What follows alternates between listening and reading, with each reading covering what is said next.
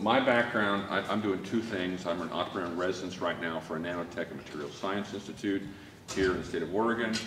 I was recruited from Seattle to do that. I'm also a venture partner at a venture capital group here in Seattle. It's one of the, probably the only venture firms in the state, maybe the region, that does the kind of stuff I do.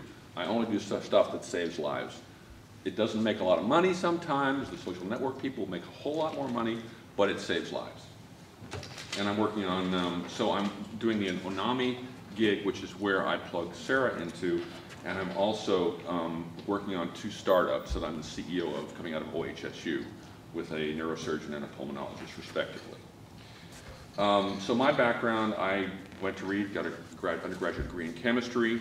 Then I went to the University of Washington, did chemistry and molecular biotechnology.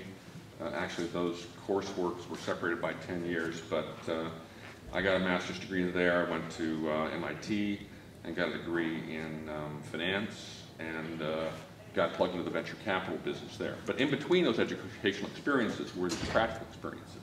So after Reed, I went to Syntex, which is, Syntex introduced birth control pills to the world. They also introduced naproxen to the world, naproxen, Aleve, you may know. This was the only pharmaceutical startup west of the Mississippi. And I got into Syntex from a reading. Ted Ullman, you know, PhD in physics from Harvard, VP of R&D. I sat in their, in the HR office for 5 days to get to speak to Ted Ullman. I talked to him, he hired me, and that set the stage for my entire career. I developed antiviral drugs there. I happen to have the great good fortune to be on the team that developed anciclovir, one of the very first antiviral drugs. It basically is used now for to create or to treat a blinding disease in children. It's a small market. It was a very interesting drug then. I've done half a dozen life science startups, a couple IPOs, done lots of deals with big pharma companies, probably every big pharma company in the world you can think of. I've raised a couple $100 million. I've run companies, but they've all been little tiny companies, little tiny startups that started with some of the tenets that the first speaker was talking about. The collaboration and communication that comes out of the conference system, for example, or the, you know, and just the basic experiences you have here at Reed. So I've, you know, been in huge mega funds. I was at Norwest Venture Capital. It's a $2 billion fund, one of the most successful, largest, oldest in the country. I've been in tiny little seed funds. I did my sort of apprenticeship, which is what I'm trying to transmit to Sarah, under Larry Bach, who's arguably one of the most successful life science seed venture capitalists of the last 30 years. Phenomenal success. Vertex, Illumina, you know, billions of dollars in market cap. I only worked on 2 deals with Larry, but in those 2 deals, I got his process, and I'm trying to teach that to Sarah. So Sarah's background really was appealing to me. In addition to being friends with Gloria, her mom, I noted that she had a very good set of courses which was highly relevant to the things that I was working on. All these science courses are the mother's milk of what I do. I also noted after, you know, from being a venture capitalist and being involved in startups and seeing thousands of entrepreneurs and business plans, that Sarah has what I feel is the entrepreneurial phenotype. I know it when I see it. I can't describe it, but I know it when it's there. Kind of like pornography. You know it when it's there. I also noted that Sarah had a very strong work ethic, and this stuff is very hard. It's drinking from a fire hose. It's extreme intellectual demand all the time, and I need that in a partner, and that's what I see in Sarah. So I chose to work with Sarah. We actually talked about a whole bunch of things. We wound up working on these proposals at Onami. So we got some money from the federal government. We're going to give out grants to people to try to stimulate economic development in the state of Oregon, right? This is on all kinds of science. We solicited proposals, got grants from around the state. So we got a dozen grants, and we were given, Sarah and I were given, you know, half a dozen to analyze in detail. And these were some of the topics that were in the areas that we knew something about. Now, in the areas that we really only had a vague idea about were clean tech things and, you know, a really cool way to make lenses that where you could like put on a flat surface and would refract light for the first time, a way to characterize nanoscale stuff that we kind of understood because we know chemistry, but it's really advanced. And then there was stuff that we really had no freaking idea. Absolutely zip. Semiconductor stuff, state of the art, you know. I mean, I know the basic chemistry, she knows the basic chemistry, but you know, the ability to integrate manufacturability and economics into large-scale manufacture an efficient device, we don't know squat about that. But we read about it, and we chimed in, we deferred to the semiconductor people who had 30 years of experience, but we chimed in. So we went through a process which really, to me, is important because it's the same process I went through at Norwest, where I'm writing a $15 million check, or in this case, where it's a measly $90,000 check.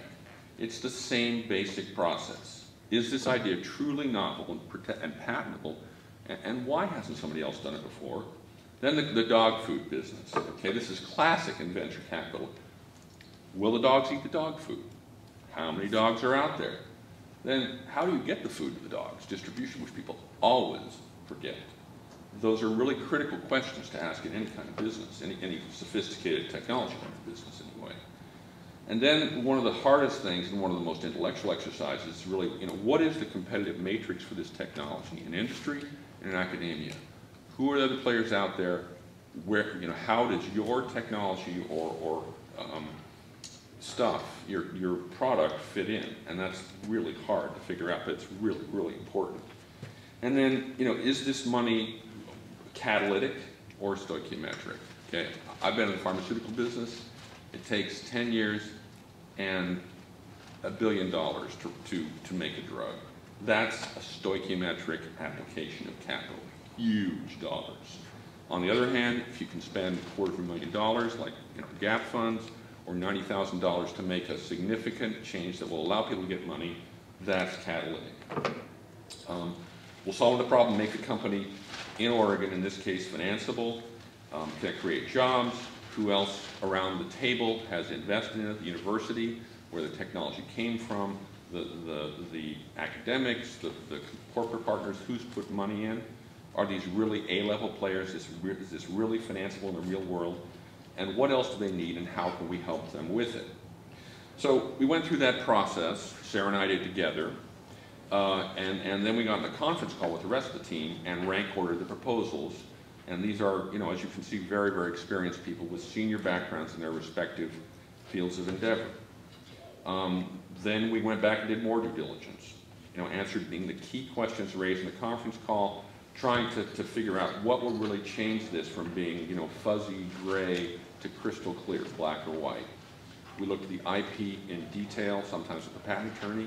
And then Sarah and I went to visit some of these companies in person and spent, you know, 3 or 4 hours with each one of them, with the company and the academic founder of the technology, trying to understand why this was so important and why we should, you know, support them and be advocates for them in this review process. Then we forced ranked the companies again, and we got to decision day, which was, what, 2 weeks ago? Yeah, so we went down to Corvallis, which is where the rest of the people were, had a face-to-face meeting with the team. Sarah was there. You know, she was asked questions, she participated, and we had a very interactive, at times fierce discussion, and we had to defend ourselves much as you would in a human conference, or, you know, as I used to do in, you know, in case studies at Harvard Business School and MIT, and we ranked our choices, and we defended them. So that was the process that we went through, and I'd like to turn it over to Sarah to talk about, you know, what she got out of that. Well, for me, I think the most interesting thing for me was actually getting to experience a little bit of something outside of academia, not just seeing biotech company written on a piece of paper as an option for someone with a biology degree, but to actually get to engage with people that have been doing this and been in other disciplines for many, many, many years. That was, I think Jeremy probably contextualized it best by saying that practically speaking, graduating from Reed, there are definitely some hurdles you have to get over. And for me, it was just really, really great to be able to be in a setting where I could get a holding on what I might be passionate about in the future, what I might be interested in pursuing once I graduate, instead of just, you know, delving further into biology and thesising. And, you know, it's really, really important to get a step outside into the real world. So I think Thank you. You'll get more by talking to these folks than just by reading a resume. Because a resume doesn't begin to touch the depth of people's knowledge and people's resources out there. Everyone is kind of a working Rolodex. Maybe that's an antiquated term now, but hopefully you'll get the idea. This weekend is going to be full of opportunities for you, and the alumni who have literally traveled all around the world. I see Forrest is here from Paris, and we've got local alumni and folks from all different job sectors who are here to help you. They're here to share their experiences in panels and in one-on-ones and through the Startup Lab. A great series of opportunities for you, and I'm going to close by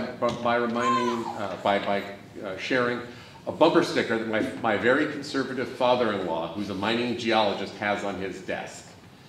It says, "The meek shall inherit the earth, but not the mineral rights." And if you want something, you're going to have to go out and get it. It's not going to just essentially present itself to you. So make the most of this experience. Thank you for coming tonight.